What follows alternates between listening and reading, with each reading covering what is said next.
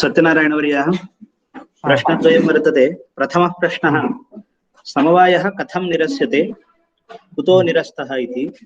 प्रत्यभिज्ञा इत्येव निर्विकल्पकं ज्ञानमिति वक्तुं शक्यते, नो चेत् भेदः कः इति प्रथमः प्रश्नः।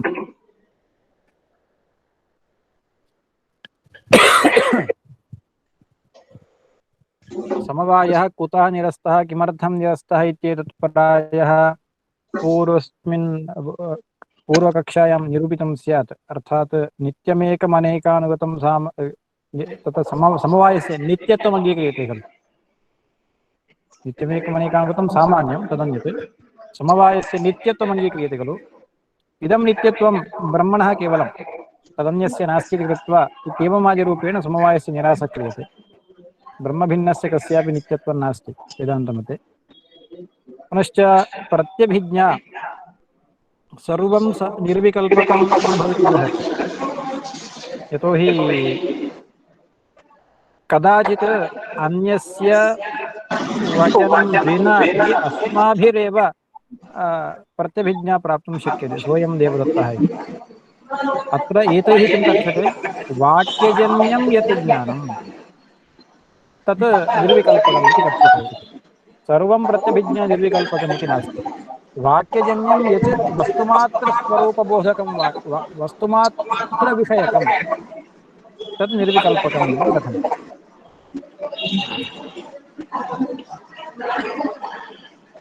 द्वितीयः प्रश्नः, सप्रकारकं ज्ञानं सविकल्पकमिति लक्षणस्य विशिष्टवैशिष्ट्यावगाहिज्ञानं सविकल्पकमिति लक्षणस्य च व्यत्यासः कः। वैशिष्ट्यावगाहिज्ञानं सविकल्पकमिति कथनेन किम् अधिकमुक्तं भवति? नास्ति, सप्रकारकं ज्ञानं सविकल्पकम् इति वा उच्यतां, वैशिष्ट्यावगाहिज्ञानं सविकल्पकम् इति वा उच्यताम्, उभयं समानं, भेदः कोऽपि नास्ति। सप्रकारकं ज्ञानम् इत्यस्य वैशिष्ट्यावगाहिज्ञानम् इत्येव अर्थः, भेदः नास्ति। सप्रकारकं ज्ञानमित्यपि कथयितुं शक्यते, वैशिष्ट्यावगाहिज्ञानमित्यपि कथयितुं शक्यते, उभयं समानम्। ओम। ततः परम् उपाध्योः एकदेशस्थत्वम् इति पङ्क्तिः वर्तते। इत्यत्र कस्यापि विषयस्य सामानाधिकरण्यं कथञ्चित् वक्तुं शक्यते वा? यदि सामानाधिकरण्यमाश्रित्य लक्षणं क्रियते चेत् कुत्र दोषः? कस्यापि वस्तुनः सामानाधिकरण्यं कथयितुं शक्यते वा इत्यस्य कः अर्थः इति मया न ज्ञातं। किन्तु यत्र अन्तःकरणं बहिः निर्गच्छति तदानीम् अन्तःकरणघटयोः सामानाधिकरण्यं लभ्यते। अन्तःकरणं घटदेशे वर्तते, घटः तादात्म्येन घटे वर्तते। सर्वदापि इदं शक्यते वा? न। यदा वयं घटं पश्यामः, घटेन सह चक्षुषा सन्निकर्षो भवति, तदानीम् उपाध्योः एकदेशस्थत्वं लभ्यते, अन्यथा तु नास्ति। सर्वदा अस्ति इति तु नास्ति खलु। ओम। एवञ्च अग्रे सारयितुं शक्यते आचार्य। आम्, धन्यवादः। एवञ्च सोऽयं देवदत्तः इत्यत्र कथं शाब्दबोधः भवति इति क्रमः एतावता उक्तः। इदानीं तत्त्वमसि इत्यत्र कथं शाब्दबोधः भवति? कश्चन कथयति तत्त्वमसि, गुरुः शिष्यं कथयति तत्त्वमसि इति। तदानीं तत् त्वं पदयोः तत्र सामानाधिकरण्यमस्ति इत्यस्माभिर्ज्ञायते। तत्शब्देन सर्वज्ञत्वादिविशिष्टचैतन्यस्य शक्त्या उपस्थितिर्भवति। त्वं शब्देन, त्वं पदेन अल्पज्ञत्वादिविशिष्ट चैतन्यस्य शक्त्या उपस्थितिर्भवति। ततः परं तत्त्वमसि इत्यस्मिन् वाक्ये किं भवति? शक्त्या उपस्थितयोः विशिष्टयोः पदार्थयोः तत्र अभेदः कथितः भवति। तथा च कथं सः आदौ अवगच्छति? सर्वज्ञत्वादिविशिष्टचैतन्याभिन्नम् अल्पज्ञत्वादिविशिष्टचैतन्यम् इति तत्र अभेदज्ञानं सम्भवति। ततः परं विशिष्टयोः अभेदः अनुपपन्नः इति पूर्वोक्तक्रमेणैव बाधप्रतिसन्धानं भवति। तथा च विशिष्टयोः अभेदः अनुपपन्नः इति यदा बाधप्रतिसन्धानं भवति तदानीं तत्र तात्पर्यं किम् इति आलोचनीयं भवति। तथा च तत्त्वमसि इति वाक्यस्य तात्पर्यं किम् इति निश्चयः कर्तव्यश्चेत् अवश्यं तत्र षड्विधतात्पर्यलिङ्गानि आलोचनीयानि। अहम् अग्रे एव षड्विधतात्पर्यलिङ्गानाम् उपपादनं करिष्यामि, कथं तत्र योजनं सङ्गमनं कर्तव्यम् इति। तथा च षड्विधतात्पर्यलिङ्गैः अर्थात् प्रकरणम् आलोच्य षड्विधतात्पर्यलिङ्गैः तत्र तत्त्वमसि वाक्यस्य तात्पर्यं किं वक्तुः तात्पर्यं किम् इत्युक्ते वस्तुस्वरूपमात्रबोधनम् अर्थात् चैतन्यस्वरूपमात्रबोधनं तत्र तात्पर्यमस्ति इति ज्ञायते। तर्हि विशिष्टयोः अभेदस्तु अनुपपन्नः, बाधः वर्तते तत्र। कथयितुः तात्पर्यं तावत् किं चैतन्यस्वरूपमात्रबोधने तात्पर्यं, तथा सति तात्पर्यानुपपत्तिबलात् लक्षणाबीजं तदेव तात्पर्यानुपपत्तिर्लक्षणाबीजं, तथा च तात्पर्यानुपपत्तिबलात् अत्र लक्षणाश्रयणं क्रियते। विशिष्टयोः अभेदे तात्पर्यं नास्ति खलु वक्तुः, चैतन्यस्वरूपमात्रबोधने तात्पर्यमस्ति इत्येतत् षड्विधतात्पर्यलिङ्गैः अस्माभिः अवगमनं भवति। षड्विधतात्पर्यलिङ्गैः अवगम्यते किमित्युक्ते विशिष्टयोः अभेदे तात्पर्यं नास्ति, परन्तु वस्तुस्वरूप चैतन्यस्वरूपमात्रबोधने तात्पर्यमस्ति इति अवगम्यते अस्माभिः। तथा च तात्पर्यानुपपत्तिबलात् अत्र तत्पदत्वं पदयोः लक्षणाश्रयणं क्रियते। तथा च तत्शब्दस्य चैतन्यस्वरूपे स्वरूपमात्रे लक्षण, त्वं पदस्य चैतन्यस्वरूपमात्रे लक्षण, विशेष्यमात्रे लक्षण। अर्थात् अल्पज्ञ सर्वज्ञत्वादिवैशिष्ट्यम् अल्पज्ञत्वादिवैशिष्ट्यञ्च परित्यज्य चैतन्यस्वरूपे लक्षणाश्रयणं क्रियते। तथा च तत्त्वमसि इत्यनेन चैतन्यस्वरूपमात्रं बुध्यते, जहदजहल्लक्षणया चैतन्यस्वरूपमात्रं बुध्यते।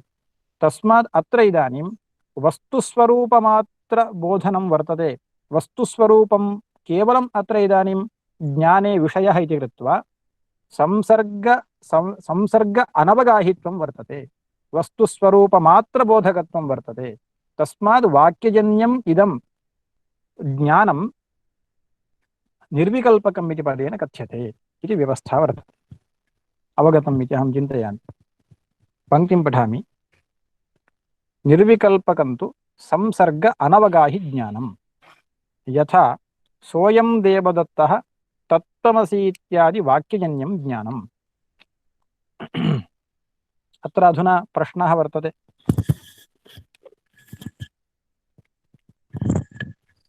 शब्दजन्यम् इदं ज्ञानं निर्विकल्पकम् इति खलु भवद्भिः कथितं। शब्दजन्यम् इदं ज्ञानं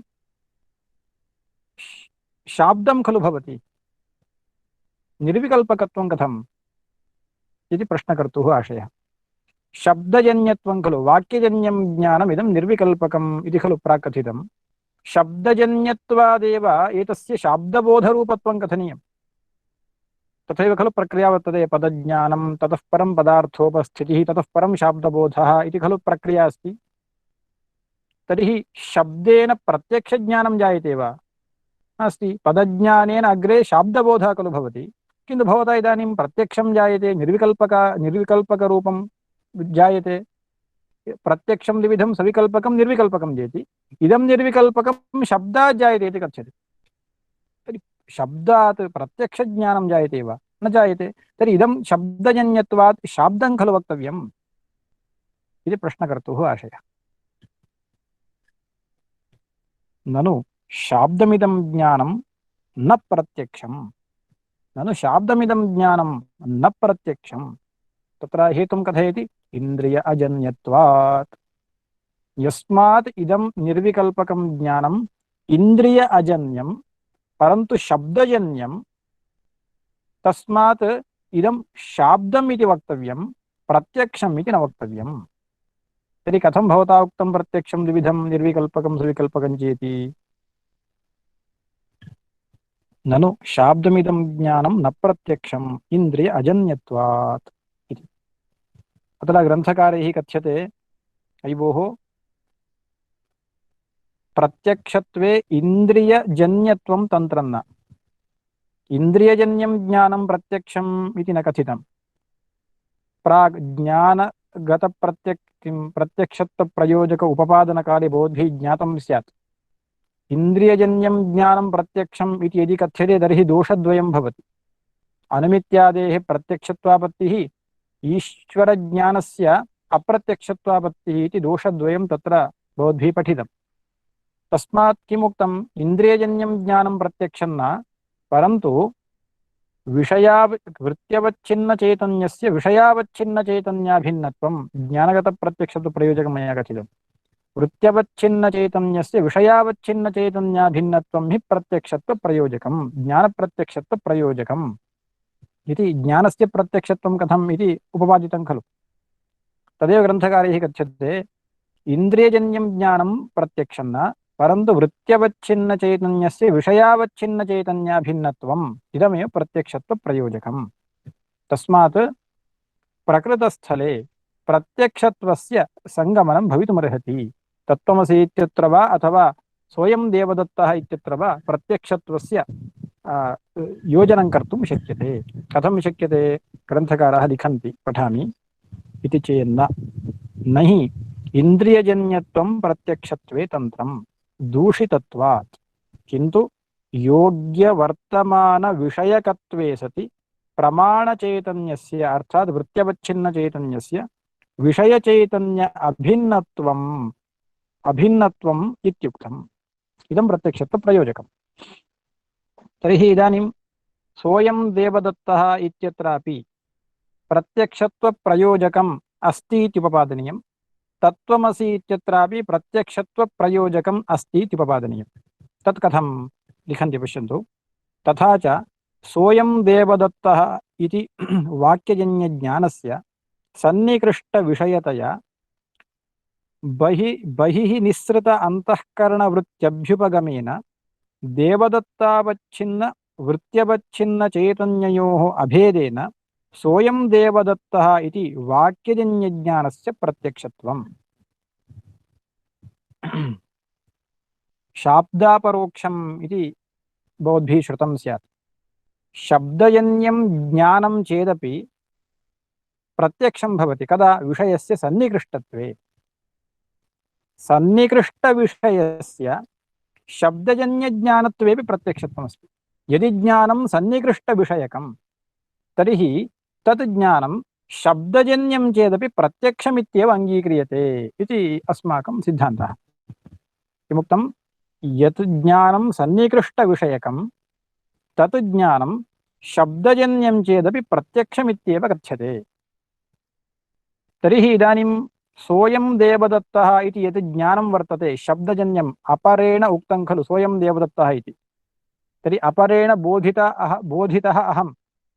तर्हि मम सोऽयं देवदत्तः इति यः शाब्दबोधः जातः सः प्रत्यक्षात्मकः, शब्दजन्यत्वेपि सन्निकृष्टविषयकत्वात्। कथं सन्निकृष्टविषयकत्वम् अत्र अस्ति? अर्थात् विषयः सन्निकृष्टः कथं? देवदत्तः पुरतः वर्तमानः खलु। तर्हि देवदत्तदेशपर्यन्तं किम् इन्द्रियद्वारा अन्तःकरणं गच्छति। तथा च वृत्त्यवच्छिन्नचैतन्यस्य विषयावच्छिन्नचैतन्यस्य च एकदेशस्थत्वं वृत्तेः विषयस्य च एकदेशस्थत्वात् वृत्त्यवच्छिन्नचैतन्यस्य विषयावच्छिन्नचैतन्यस्य च एकत्वं प्राप्तं। तस्मात् कारणात् किं जातम्? इदं ज्ञानं प्रत्यक्षम् इति कथ्यते। एवं खलु तत्र प्रक्रिया वर्तते। तस्मात् विषयः सन्निकृष्टः, सन्निकृष्टविषयकत्वादेव इदं ज्ञानं प्रत्यक्षमिति कथ्यते। सन्निकृष्टत्वादेव अन्तःकरणं देवदत्तदेशपर्यन्तं गच्छति। तस्मात् तद् ज्ञानं यद्वर्तते अर्थात् वृत्त्यवच्छिन्नचैतन्यस्य विषयावच्छिन्नचैतन्याभिन्नत्वं जातं खलु, इदमेव ज्ञानगतप्रत्यक्षत्वप्रयोजकं। तस्मात् इदं ज्ञानं प्रत्यक्षमित्येव कथ्यते। सोऽयं देवदत्तः इति ज्ञानं प्रत्यक्षमित्येव कथ्यते। पङ्क्तिं पठामि। तथा च सोऽयं देवदत्तः इति वाक्यजन्यज्ञानस्य सन्निकृष्टविषयतया अस्य ज्ञानस्य सन्निकृष्टविषयकत्वम् अस्ति। अर्थात् ज्ञाने विषयीभूतः देवदत्तः सन्निकृष्टः। बहिर्निःसृतान्तःकरणवृत्त्यभ्युपगमेन देवदत्तावच्छिन्न वृत्त्यवच्छिन्नचैतन्ययोः अभेदेन सोऽयं देवदत्तः इति वाक्यजन्यज्ञानस्य प्रत्यक्षत्वम्। ज्ञानगतप्रत्यक्षत्वप्रयोजकानुसारेण प्रत्यक्षत्वम् उपपादितम्। तस्मात् इदं ज्ञानं प्रत्यक्षमेव, शाब्दमिदं ज्ञानम् इति न कथयितुं शक्यते। शब्दजन्यं ज्ञानमपि सन्निकृष्टविषयकं चेत् प्रत्यक्षमित्येव अस्माकं सिद्धान्तः। तर्हि तत्त्वमसि इत्यत्र कथं योजनीयम् इति उपपाद्यते। ग्रन्थकारः लिखन्ति एवं तत्त्वमसि इत्यादि वाक्यजन्यज्ञानस्यापि कथं तत्र प्रमातुरेव विषयतया तदुभय अभेदस्य सत्त्वात्। तत्त्वमसि इत्यत्र यः आत्मा वर्तते सः सन्निकृष्टः, तस्मात् तस्य प्रमाता एव अत्र विषयः। अत्र प्रमातुरेव विषयत्वात् सः अवश्यं तत्र सन्निकृष्ट एव भवति इति कृत्वा किं भवति, शब्दजन्यं ज्ञानमपि सन्निकृष्टविषयकम् इति कृत्वा इदं प्रत्यक्षमित्येव कथ्यते। तस्मात् तत्त्वमसि इति वाक्यजन्यं ज्ञानं, स्वयं देवदत्तः इति वाक्यजन्यं ज्ञानम् उभयमपि शाब्दं न प्रत्यक्षमित्येव कथ्यते इति अभिप्रायः प्राप्तः। एवं तत्त्वमसि इत्यादि वाक्यजन्यज्ञानस्यापि तत्र प्रमातुरेव विषयतया तदुभय अभेदस्य सत्त्वात्। इदानीम् अत्र अपरः प्रश्नः आरभ्यते।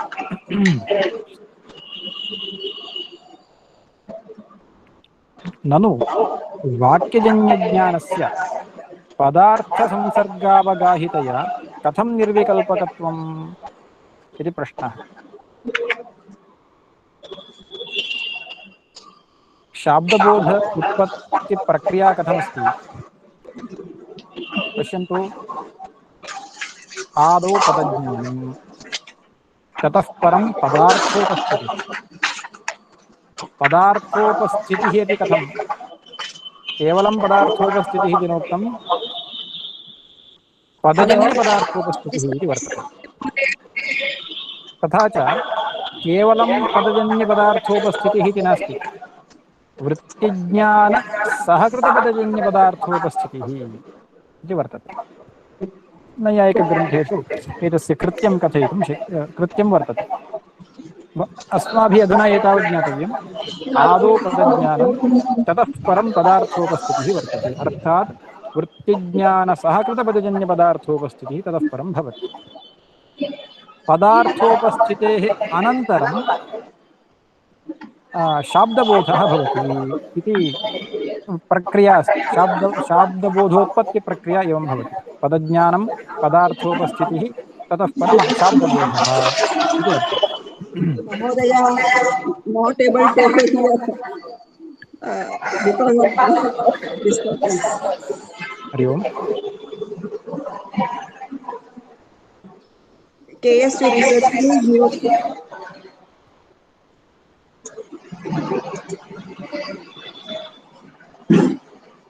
न श्रूयते वा? हरि ओम्, श्रूयते वा ध्वनिः? Now it's okay. It's audible. आम् आम्। किं कथयन्नासं, शाब्दबोधोत्पत्तिप्रक्रिया कथम् इति कथयन्नासम्। आदौ पदज्ञानं, ततः परं पदार्थोपस्थितिः, ततः परं शाब्दबोधः इति। तर्हि शाब्दबोधे किं भवति, उपस्थितपदार्थयोः संसर्गः विषयीक्रियते। उपस्थितपदार्थयोः संसर्गः शाब्दबोधे विषयीक्रियते। तर्हि सर्वोऽपि शाब्दबोधः पदार्थसंसर्गविषयकः खलु। सर्वोऽपि शाब्दबोधः पदार्थसंसर्गविषयकः।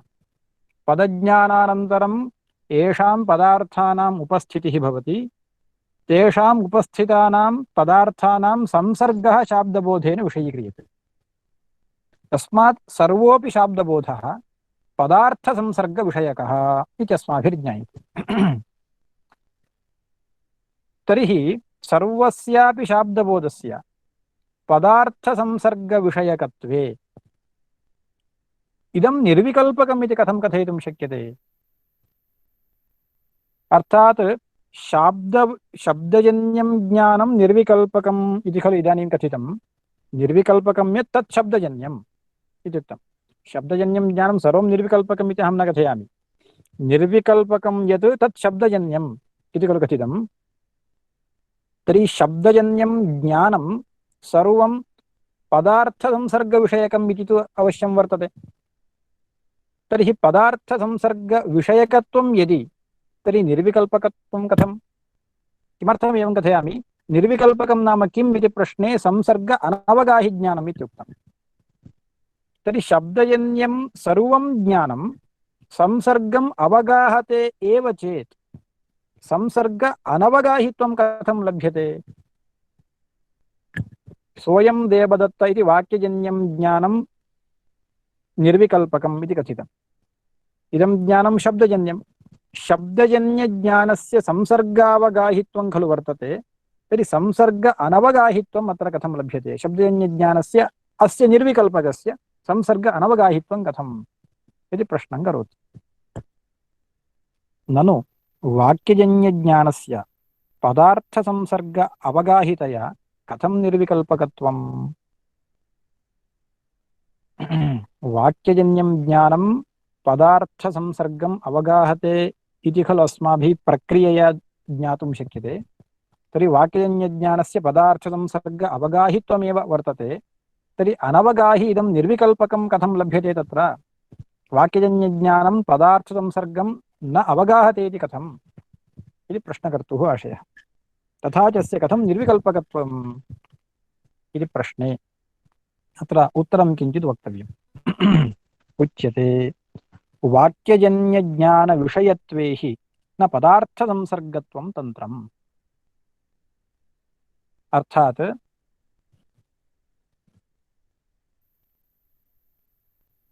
शाब्दबोधः यः वर्तते सः पदार्थसंसर्गं विषयीकरोति इति अस्माभिः एतावता कथितं भवति। यः शाब्दबोधः सः पदार्थसंसर्गं विषयीकरोति। यदि पदार्थसंसर्गविषयकः शाब्दबोधः इति कथ्यते, पदार्थसंसर्गविषयकत्वं शाब्दबोधत्वे तन्त्रम् इति यदि अस्माभिः कथ्यते, तर्हि अनभिमतसंसर्गस्यापि शाब्दबोधे विषयत्वं सम्भवति इति कृत्वा तदानीम् उत्पन्नस्य शाब्दबोधस्य प्रमात्वं न स्यात् इति दोषः भवति। किं कथितं? पदार्थसंसर्गविषयकत्वं यदि शाब्दबोधत्वे तन्त्रं, तर्हि अनभिमतसंसर्गस्यापि अवश्यं कदाचित् शाब्दबोधे विषयत्वं यदि भवति, तर्हि शाब्दबोधस्य प्रमात्वं न स्यात्। तत्र पदार्थानां बहवः संसर्गाः सम्भवन्ति। पदार्थसंसर्गविषयकत्वं यदि शाब्दबोधत्वे तन्त्रं, तर्हि अनभिमतसंसर्गस्यापि शाब्दबोधे विषयत्वं भवति चेत् तर्हि तस्य शाब्दबोधस्य प्रमात्वं न स्यात् इति आपत्तिः वर्तते। तस्मात् वाक्यजन्यज्ञानस्य अर्थात् शाब्दबोधस्य, वाक्यजन्यज्ञानस्य, शाब्दबोधस्य इति कथनं मास्तु, वाक्यजन्यज्ञानस्य पदार्थसंसर्गविषयकत्वं तन्त्रं न। तर्हि किं वक्तव्यम्? अभिमतसंसर्गविषयकत्वम् एव तत्र वाक्यजन्यज्ञाने तन्त्रम् इति कथयितुं शक्यते। अभिमतसंसर्गविषयकत्वम् एवं किमर्थं मया परिष्कृतम्? अनभिमतसंसर्गस्यापि ज्ञाने विषयत्वं सम्भवति इति कृत्वा तेन उत्पन्नं ज्ञानं प्रमा न स्यात्। अतः तद्वारणार्थं मया किम् उक्तम्? अभिमतसंसर्गविषयकत्वम् एव वाक्यजन्यज्ञाने तन्त्रम् इति कथितम्। किं वारयितुम्? अनभिमतसंसर्गस्यापि विषयत्वं वारयितुम् अभिमतसंसर्गविषयकत्वमेव तन्त्रम् इति मया कथितम्। अभिमतसंसर्गविषयकत्वम् इत्यस्य कः अर्थः? तात्पर्यविषयीभूतः यः संसर्गः, तात्पर्यविषयीभूतः यः पदार्थयोः संसर्गः, तद्विषयकत्वम् एव वाक्यजन्यज्ञाने तन्त्रम् इति कथितम्, वाक्यजन्यज्ञाने प्रयोजकम्। एवञ्च तात्पर्यविषयीभूतसम्बन्धविषयकत्वम् इति कथनेन किं भवति? अनभिमतः यः संसर्गः भवति सः वारयितुं शक्यते। किमर्थम्? अनभिमतः यः संसर्गः वर्तते सः मम तात्पर्यविषयीभूतः नास्ति इति कृत्वा अनभिमतसंसर्गे तात्पर्यविषयीभूतत्वं नास्ति। तस्मात् अभिमतसंसर्गविषयकत्वम् इति वा कथ्यतां, तात्पर्यविषयीभूतसंसर्गविषयकत्वम् इति वा कथ्यताम्, इदमेव किं वाक्यजन्यज्ञाने तन्त्रम् इति लभ्यते। एवं कथनापेक्षया लाघवेन किं कथयितुं शक्यते? तात्पर्यविषयीभूत अर्थविषयकत्वम् इति सुलभेन कथयितुं शक्यते। तात्पर्यविषयीभूत संसर्गविषयकत्वम् इति कथनापेक्षया तात्पर्यविषयीभूत अर्थविषयकत्वम् इति कथने लाघवमस्ति। अयं तात्पर्यविषयीभूतः अर्थः तावत् द्विविधः। कदाचित् विशेषणविशेष्य सम्बन्धरूपः, कदाचित् अर्थस्वरूपमात्ररूपः, वस्तुस्वरूपमात्ररूपः। तात्पर्यविषयीभूतः यः अर्थः सः विशेषणविशेष्य संसर्गरूपः भवितुमर्हति, अथवा कदाचित् वस्तुस्वरूपमात्ररूपः अपि अयं भवितुमर्हति। एवञ्च विशेषणविशेष्य संसर्गविषयकः विशेषणविशेष्य संसर्गस्वरूपः यः अर्थः तद्विषयकं यज्ञानं तत् सविकल्पकमिति कथ्यते। एवमेव तात्पर्यविषयीभूतः यः अर्थः अर्थात् वस्तुस्वरूपरूपः वस्तुस्वरूपमात्ररूपः यः अर्थः तादृश अर्थविषयकं यज्ञानं तत् निर्विकल्पकम् इति कथ्यते। तात्पर्यं किं? तात्पर्यविषयीभूतसंसर्गत्वेन रूपेण ज्ञानस्य कथनं मास्तु, तदपेक्षया तात्पर्यविषयीभूत अर्थत्वेन रूपेण तत्र तन्त्रत्वं कथनीयं भवति, कथने सौलभ्यं भवति। यतोहि तात्पर्यविषयीभूत अर्थत्वं तावत् तात्पर्यविषयीभूतपदार्थसंसर्गे एवमेव वस्तुस्वरूपे च वर्तते। अर्थत्वम् इति यः धर्मः, तात्पर्यविषयीभूतः यः अर्थत्वरूपधर्मः, सः तदर्थत्वं तात्पर्यविषयीभूते संसर्गे एवमेव वस्तुस्वरूपे अर्थे अपि, वस्तुस्वरूपमात्रे अर्थे अपि इदम् अर्थत्वं वर्तते इति कृत्वा अर्थत्वेन रूपेण अस्माभिः व्याख्यातव्यम्। तथा च शब्दजन्यज्ञाने किं तन्त्रम् इति प्रश्ने तात्पर्यविषयीभूत अर्थविषयकत्वं तन्त्रम्।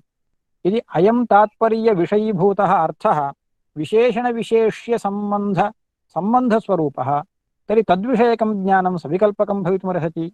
यदि अयं तात्पर्यविषयीभूतः अर्थः केवलं वस्तुस्वरूपमात्ररूपः तर्हि तद्विषयकं ज्ञानं निर्विकल्पकं भवितुमर्हति इति कृत्वा तात्पर्यविषयीभूत अर्थत्वेन रूपेण वाक्यजन्यज्ञानं निर्वचनीयम्। प्रश्नस्य उत्तरं प्राप्तम्। इदानीं प्रश्नः कः आसीत्? वाक्यजन्यज्ञानस्य पदार्थसंसर्गावगाहितया कथं निर्विकल्पकत्वम् इति प्रश्नः आसीत्। अतः वाक्यजन्यज्ञानस्य पदार्थसंसर्गावगाहित्वेन रूपेण निर्वचनं न क्रियते। वाक्यजन्यज्ञानस्य तात्पर्यविषयीभूत अर्थत्वेन रूपेण निर्वचनं क्रियते इति कृत्वा बाधकं नास्ति। वाक्यजन्यज्ञानस्य पदार्थसंसर्गावगाहित्वेन रूपेण निर्वचनं न क्रियते, परन्तु वाक्यजन्यज्ञानस्य तात्पर्यविषयीभूतार्थत्वेन रूपेण निर्वचनं क्रियते इति कृत्वा इदानीं निर्विकल्पकत्वे बाधं नास्ति। वाक्यजन्यं ज्ञानम् इदं वस्तुस्वरूपमात्रविषयकम् अयं तात्पर्यविषयीभूतः अर्थः तद्विषयकत्वात् इदं ज्ञानं निर्विकल्पकम् इति व्याख्यातुं शक्यते इति परिहारः। अत्र यः परिष्कारः मया क्रमेण कथितः सः ज्ञातव्यः अस्ति। ग्रन्थे तथा किञ्चित् लिखितमस्ति आपाततः पठामि। वाक्यजन्यज्ञानविषयत्वे न पदार्थसंसर्गत्वं तन्त्रम् अनभिमतसंसर्गस्यापि वाक्यजन्यज्ञानविषयत्वापत्तेः किन्तु तात्पर्यविषयत्वम् मध्ये अंशाः ये उक्ताः ते योजनीयाः। तस्मात् वाक्यजन्यज्ञानत्वे पदार्थसंसर्गत्वं न तन्त्रं परन्तु तात्पर्यविषयीभूतार्थत्वं तन्त्रम् इत्यत्र तात्पर्यमस्ति। तस्मात् इदं ज्ञानं निर्विकल्पकम् इत्यत्र बाधकं किमपि नास्ति इति एतावता लभ्यते। किं किम् उक्तम् एकवारं संक्षेपेण कथयामि। वाक्यजन्यज्ञानत्वे किं तन्त्रम् इति पृष्टम्। यदि वाक्यजन्यज्ञानत्वे पदार्थसंसर्गविषयकत्वं तन्त्रम् इति उच्यते तर्हि निर्विकल्पकत्वं कथम्? अत्र तु निर्विकल्पकं वाक्यजन्यं चेदपि पदार्थसंसर्ग अनवगाहि इति खलु कथितम्। इति चेत् तत्र उच्यते वाक्यजन्यज्ञानत्वे पदार्थसंसर्गविषयकत्वं तन्त्रं न। यदि पदार्थसंसर्गविषयकत्वं तन्त्रम् इति उच्यते तर्हि अनभिमतसंसर्गस्यापि विषयत्वापत्तिः इत्युक्तम्। अतः अनभिमतसंसर्गस्य विषयत्वापत्तिवारणार्थं तात्पर्यविषयीभूतः यः संसर्गः तद्विषयकत्वं वाक्यजन्यज्ञानत्वे तन्त्रम् इति वक्तव्यम् इति प्राप्यते। तथा च अनभिमतसंसर्गस्य विषयत्वापत्तिः वारयितुं शक्यते। एवञ्च तात्पर्यविषयीभूतसंसर्गविषयकत्वम् इति कथनापेक्षया तात्पर्यविषयीभूतार्थविषयकत्वम् इति कथने लाघवमस्ति। अयं तात्पर्यविषयीभूतः अर्थः संसर्गात्मकः अपि भवति वस्तुस्वरूपात्मकः अपि भवति केवलवस्तुस्वरूपात्मकः अपि भवति। अर्थात् विशेषणविशेष्य संसर्गात्मकः यः अयं तात्पर्यविषयीभूतः अर्थः तद्विषयकं ज्ञानं सविकल्पकं भवितुमर्हति। अर्थात् निर्विकल्पकात् प्राक् सविकल्पकज्ञानं तु तत् प्रक्रियायाम् उक्तः खलु सः तत्। यदि इदं अयं तात्पर्यविषयीभूतः अर्थः वस्तुस्वरूपमात्ररूपः केवलवस्तुस्वरूपरूपः तर्हि तद्विषयकं ज्ञानं वाक्यजन्यं तत् निर्विकल्पकमिति पदेन कथ्यते इति एतावता व्यवस्था।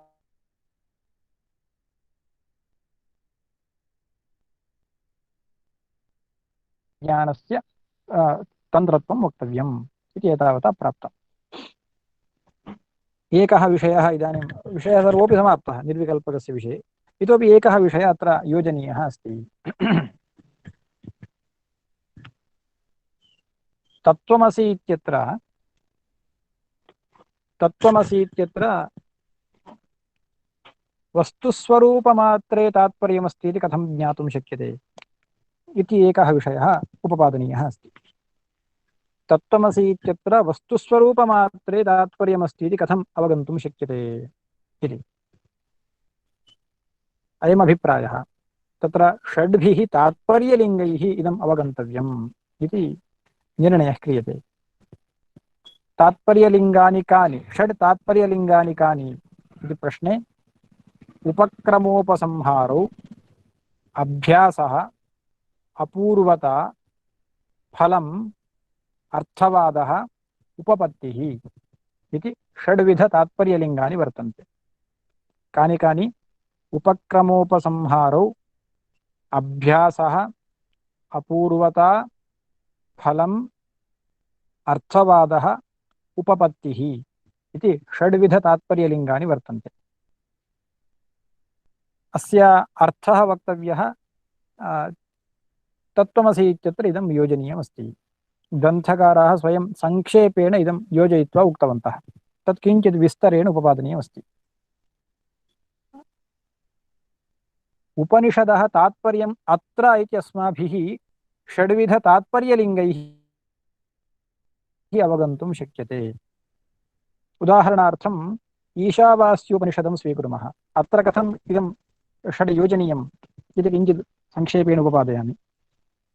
प्रथमः मन्त्रः वर्तते ईशावास्यमिदं सर्वं यत्किञ्च जगत्यां जगत् तेन त्यक्तेन भुञ्जीथाः मा गृधः कस्यचित् धनम् इति प्रथमः मन्त्रः। उपनिषदः उपक्रमः कथं जातः? ईशावास्यमिदं सर्वम् इति उपक्रमः जातः। कः अर्थः? इदं सर्वम् ईशावास्यम्, अर्थात् सर्वमिदं परमात्मस्वरूपेण ज्ञातव्यम्। वास्यम् इत्यस्य आच्छादनीयम् अर्थात् ज्ञातव्यम् इत्यर्थः। तर्हि ईशावास्यमिदं सर्वम् इत्यस्य कः अर्थः? इदं सर्वं परमात्मभावनया ज्ञातव्यम् इत्यर्थः लभ्यते। अर्थात् सर्वमिदं परमात्मस्वरूपम् इति उक्तं भवति। अस्य उपनिषदः उपसंहारः कुत्र अस्ति? सपर्यगात् शुक्रमकायमव्रणमस्नाविरगं शुद्धमपापविद्धं कविर्मनीषी परिभूस्वयंभूर्याथा तच्छतोऽर्थान् व्यदधाच्छाश्वतीभ्यः समाभ्यः इत्यत्र एकं प्रकरणं समाप्तं। तत्रैव अस्य उपसंहारः क्रियते। ततः परम् अन्यत् प्रकरणम् आरभ्यते, उपासनाप्रकरणम् आरभ्यते अग्रे अस्मिन् अस्याम् उपनिषदि। तर्हि उपसंहारः सपर्यगात् शुक्रमकायमव्रणम् इत्यत्र वर्तते। अत्र सः इत्यनेन तत्शब्देन यः तत्र ईशावास्यम् इत्यत्र स्वीकृतः स एव अत्रापि सः इत्यनेन स्वीकर्तव्यः। तर्हि उपक्रमोपसंहाराभ्याम् एकार्थबोधकत्वं लभ्यते अत्र। ततः परम् अभ्यासः, द्वितीयम् अभ्यासः, पुनः पुनः कथनं। तर्हि यद् आत्मतत्त्वम् अत्र उपपादितमस्ति उपक्रमोपसंहाराभ्यां, तदात्मतत्त्वं पुनः पुनः कथितं। कुत्र? अनेजदेकं मनसो जवीयो नैनद्देवा आप्नुवन् पूर्वमर्षत् तद्धावतोर् इत्येवं रूपेण अनेजदेकम् इत्यादि मन्त्रेण तदात्मतत्त्वं कथितम्। अभ्यासः वर्तते इति पुनः पुनः तदेव आत्मतत्त्वं कथितं। यद् विवक्षितं तत् तात्पर्यविषयीभूतं यत् तत् तदेजति तन्नैजति तद्दूरे तद्वन्तिके तदन्तरस्य सर्वस्य तदु सर्वस्यास्य बाह्यतः इति अग्रिमेण मन्त्रेणापि इदमेव आत्मतत्त्वं कथितं। न मन्त्राणां जामीता अस्ति इति खलु अत्रैव भाष्यकारैः लिखितमादौ।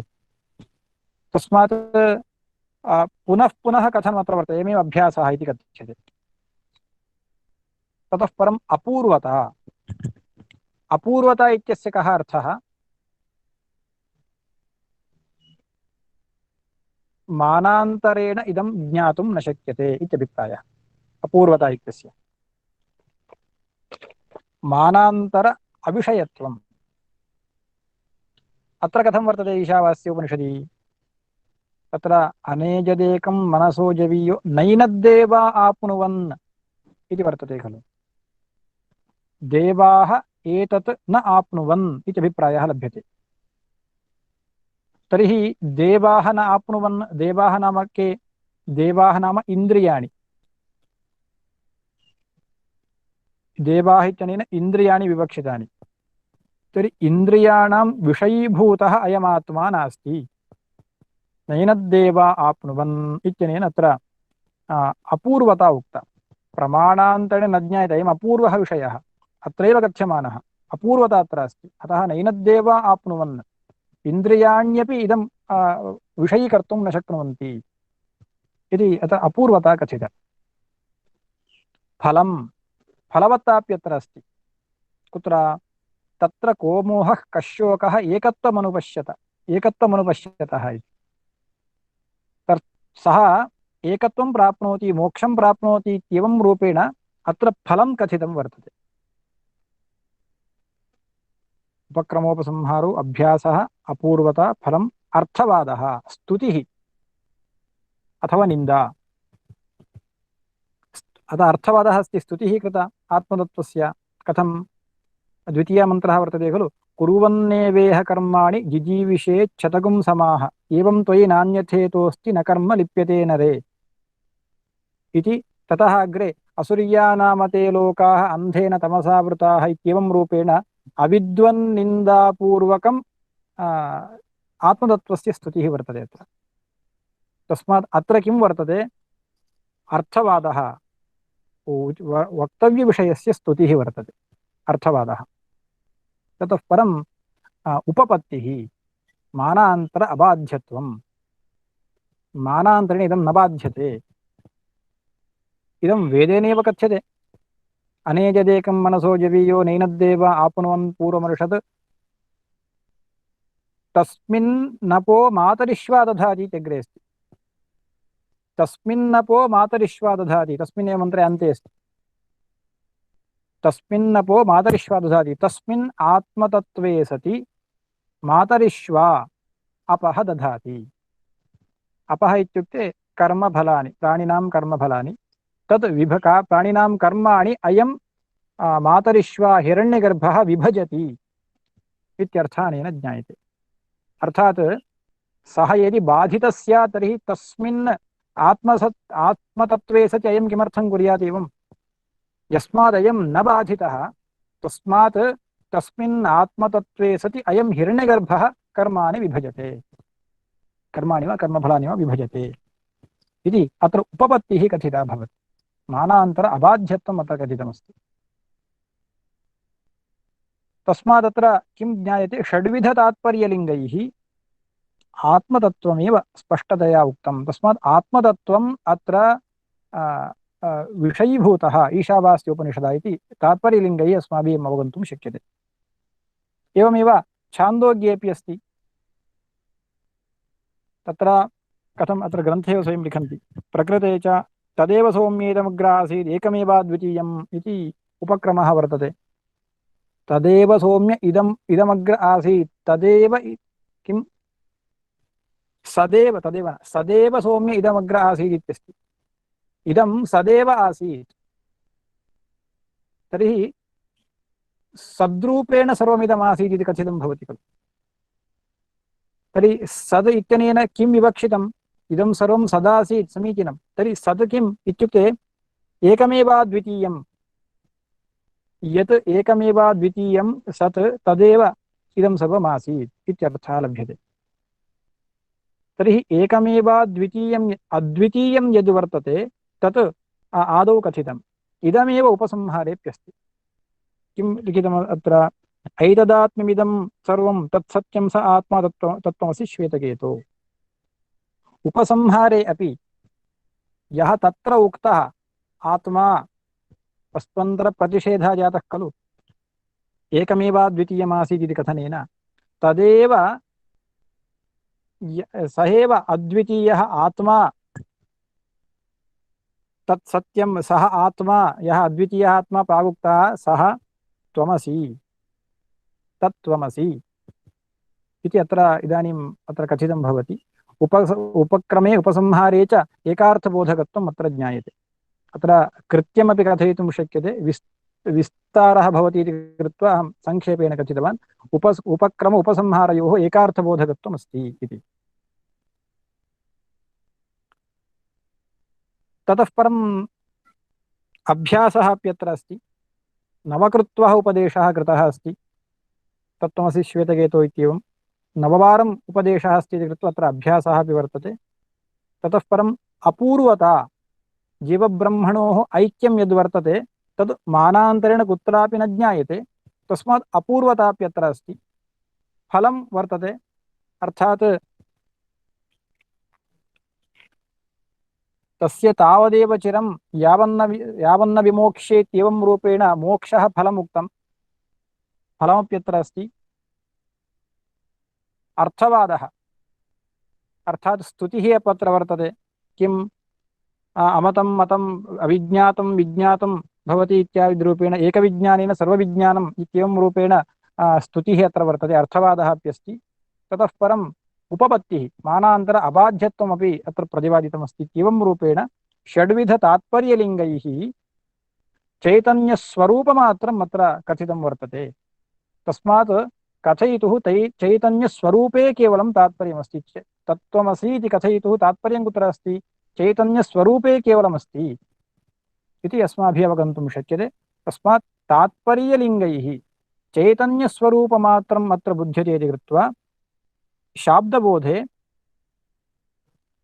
संसर्ग अविषयकत्वमस्ति इत्यत्र ज्ञायते तस्मात् संसर्ग अविषयकत्वात् इदं ज्ञानं निर्विकल्पकमिति कथयितुं शक्यते पंक्तिं पठामि प्रकृते च सदेव सौम्य इदमग्र आसीत् इत्युपक्रम्य तत्सत्यं स आत्मा तत्त्वमसि श्वेतकेतो इत्युपसंहारेण विशुद्धे ब्रह्मणि वेदान्तानां तात्पर्यम् अवसितम् इति कथं तात्पर्य अविषय संसर्गम् अवबोधयेत्? स्पष्टं खलु? तस्मात् अत्र इदानीं संसर्ग अविषयकम् इदं ज्ञानम् इति कृत्वा इदं ज्ञानं निर्विकल्पकम् इति कथ्यते इति पर्यन्तं जातम्।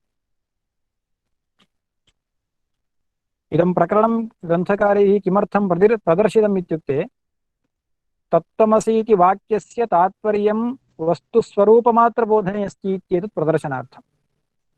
तत्त्वमसि इति वाक्यस्य तात्पर्यं वस्तुस्वरूपमात्रबोधने इत्येतत् दर्शनार्थम् एवं प्रक्रिया ग्रन्थकारैः उक्ता। वस्तुस्वरूपमात्रबोधने तात्पर्यम् इत्येतत् तात्पर्यलिङ्गैः अवगम्यते। तस्मात् संसर्ग अविषयकत्वं ज्ञाने वर्तते इति कृत्वा तज्ज्ञानं निर्विकल्पकम् इति कथ्यते इति प्राप्तम्। इदमेव तत्त्वमस्यादिवाक्यानाम् अखण्डार्थत्वम्। तत्त्वमस्यादिवाक्यानाम् अखण्डार्थत्वं नाम किम् इत्युक्ते तात्पर्य किं संसर्ग अविषयकत्वं। ज्ञानस्य संसर्ग अविषयकत्वम् एव वाक्यानाम् अखण्डार्थत्वम्। अखण्डार्थबोधकत्वं वाक्यानामस्ति इत्यस्य अयमेव अर्थः। यत् संसर्ग अनवगाह्यतार्थज्ञानजनकत्वम्। तत्त्वमस्यादिवाक्यानाम् अखण्डार्थत्वमस्ति इत्यस्य का अर्थः? संसर्ग अनवगाहि यथार्थज्ञानजनकत्वमस्ति इत्यभिप्रायः। पङ्क्तिं पठामि। इदमेव तत्त्वमस्यादिवाक्यानाम् अखण्डार्थत्वं यत् संसर्ग अनवगाहि यथार्थज्ञानजनकत्वम् इति तदुक्तम्। कश्चन श्लोकः वर्तते। संसर्गासङ्गि सम्यग्धि हेतुताया गिरामियम् उक्ताखण्डार्थता यद्वा तत्प्रातिपदिकार्थता प्रातिपदिकार्थमात्रपरत्वं वा अखण्डार्थत्वम् इति चतुर्थपादार्थः। श्लोकस्य अन्वयः। गिराम् इयं या धीः धीहेतुता। गिराम् इयं या धीहेतुता तात्पर्यासङ्गि सम्यग्धीहेतुता। तथा वक्तव्यम्। गिराम् इयं या संसर्ग असङ्गि सम्यग्धीहेतुता। संसर्ग असङ्गि सम्यग्धीहेतुता इत्यस्य का अर्थः? संसर्ग अनवगाहि यथार्थज्ञानजनकत्वम् इत्यर्थः। संसर्ग असङ्गि सम्यग्धीहेतुता इत्यस्य संसर्ग अनवगाहि यथार्थज्ञानजनकत्वम् इत्यर्थः। गिराम् इयं या संसर्ग असङ्गि सम्यग्धीहेतुता। अवगतम्? वाक्यानाम् इयं या इदं यत् संसर्ग अनवगाहि यथार्थज्ञानजनकत्वं वर्तते इति प्रथमवाक्यस्य अर्थः। गिराम् इयं या संसर्ग असङ्गि सम्यग्धि हेतुता सा अखण्डार्थता उक्ता। सा एव अखण्डार्थता इति कथ्यते। अर्थात् वाक्यानां यत् तात्पर्य अनवगाहि यथार्थज्ञानजनकत्वम् इदमेव अखण्डार्थत्वं नाम। अथवा प्रातिपदिकार्थमात्रपरकत्वं वा। प्रातिपदिकार्थमात्रपरकत्वम् इत्युक्ते वस्तुस्वरूपमात्रबोधकत्वं। प्रातिपदिकार्थः यत् वस्तुस्वरूपं तन्मात्रपरकत्वम् इति वाक्यस्य तर्हि तदेव अखण्डार्थत्वम् इति कथ्यते। प्रातिपदिकार्थमात्रपरत्वं वा अखण्डार्थत्वम् इति चतुर्थपादार्थः। इत्येवं रूपेण सविकल्पक निर्विकल्पकयोः विवरणं समाप्तम्। तस्मात् तच्च प्रत्यक्षं द्विविधम् इत्युपक्रम्य एतावत्पर्यन्तं निर्विकल्पकस्य विस्तरेण अनुवादः जातः। ततः परं पुनः तत्प्रत्यक्षं द्विविधं जीवसाक्षि ईश्वरसाक्षिभेदात् इति विषयः अग्रे आरभ्यते। वक्तव्यः अंशः एतावता समाप्तः।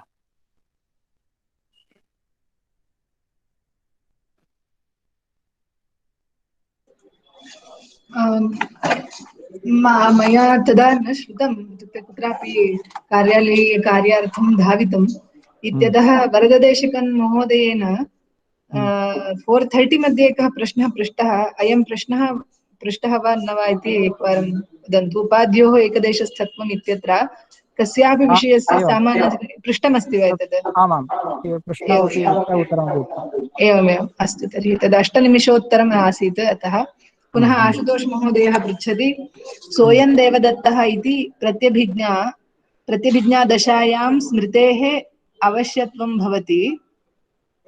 तर्हि कथम् इदं ज्ञानस्य प्रमात्वम् अङ्गीकर्तव्यं प्रमायाः स्मृति व्यावृत्तित्वात्।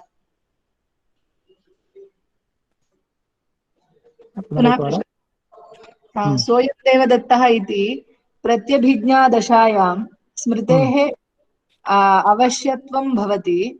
अवश्यत्वम् अस्ति। तर्हि कथम् इदं ज्ञानस्य प्रमात्वम् अङ्गीकर्तव्यं प्रमायाः स्मृतिव्यावृत्तित्वात्। द्विविधमुक्तं खलु, स्मृतिव्यावृत्तं प्रमात्वं स्मृतिसाधारणं प्रमात्वम् इति। तत्र अनधिगत अबाधितविषयकज्ञानत्वम् इति एकं, स्मृतिसाधारणं तावत् अबाधितविषयकज्ञानत्वम् इति। अतः क्लेशो नास्ति, स्मृतिसाधारणं प्रमात्वमपि अस्ति खलु। पुनश्च रञ्जनी भगिनी पृच्छति भिन्नभिन्नरीत्या आत्मतत्त्वं प्रतिपादयन्ति उपनिषदः। सर्वासु उपनिषत्सु षड्विध तात्पर्यलिङ्गानि सुव्यक्ततया वक्तुं शक्यते वा? एवं शक्यते, सर्वासु उपनिषत्सु शक्यते। कश्चन प्रयत्नविशेषः अपेक्षितः। तत्र आनन्दगिरिव्याख्यानं वर्तते खलु, तत्र ईशावास्योपनिषदः व्याख्यानावसरे आदौ तैः इदं तात्पर्यलिङ्गं प्रदर्शितं। ततः परं छान्दोग्येपि इदं प्रदर्शितं तैः एव व्याख्याकारैः। अन्यत्र तद्वदेव अनुसन्धेयम् इति ज्ञायते। गुरूणाम् अन्तिके उपविश्य एतद्विषये चिन्तनं कर्तव्यम्।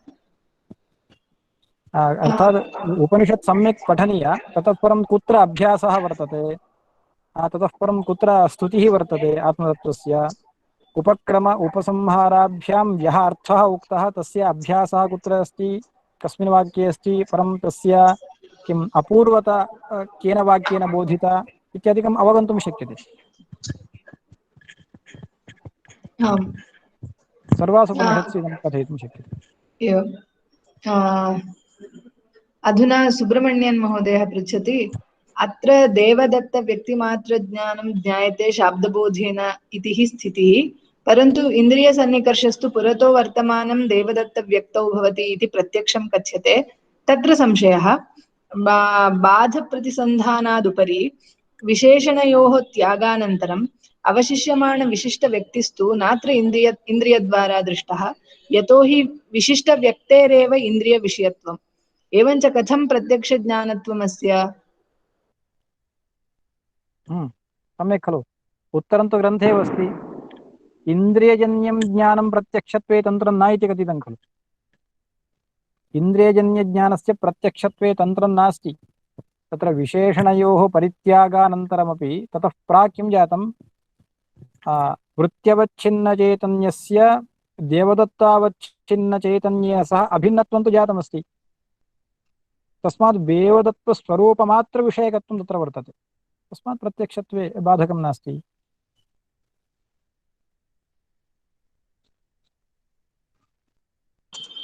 एवं प्रश्नाः अत्र समाप्ताः सन्ति। अधुना परिसमापयामः। तर्हि श्रूयते खलु? आमां श्रूयते। दिनद्वयं यावत् सरलया भाषया शास्त्रीयगभीरविचारान् बहु सम्यक् निरूपितवन्तः। अतः विश्वविद्यालयः भवतां श्रेयः यशः एवमेव अग्रे अग्रे अभिवर्धताम् इति आशास्ते। विश्वविद्यालयपक्षतः साक्षी ट्रस्ट् परतः च हार्दाः धन्यवादाः समर्प्यन्ते। धन्यवादाः। पुनश्च अस्मिन्नेव समये विद्वान् वासुदेवन् महोदयः श्वः कक्षां स्वीकरिष्यति। अतः सर्वे पुनः श्वः सार्धद्विवादने एतद् लिङ्क् द्वारा आगच्छन्तु। सर्वेभ्यः छात्रेभ्यः तथा प्रतिनिधिभ्यः अपि हार्दाः धन्यवादाः समर्प्यन्ते। धन्यवादाः। धन्यवादः। यद्विद्याविलासेन भूतभौतिकसृष्टयः तन्नोमि परमात्मानं सच्चिदानन्दविग्रहम्।